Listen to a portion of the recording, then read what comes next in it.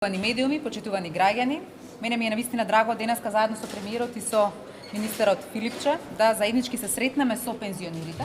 Тука се сите представници на локалните здруженија на пензионери, представниците на Сојузот на пензионери, се со цел да дискутираме кои се нивните предизвици во живењето, но исто така и да зборуваме за растот на пензиите, кој што се случуваше во минатиот период и за наредната година исто така најавивме зголемување, кој што ќе почне со февруарската пензија, исплатена наредната година 700 денари ќе добијат сите пензионери, дополнителни од 160 до 200 денари двете законски усогласувања.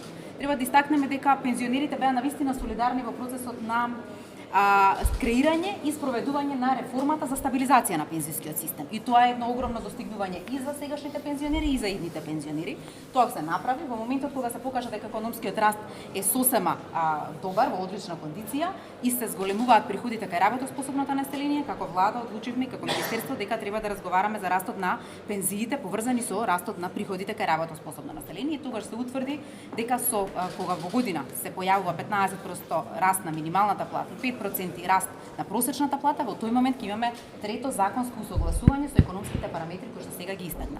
И токму затоа ова го зборуваме денеска со пензионерите. Јас имав 7 регионални средби. Ова е завршна средба каде што премиерот ќе сака да ги слушне и да дискутира со пензионерите за овие прашања.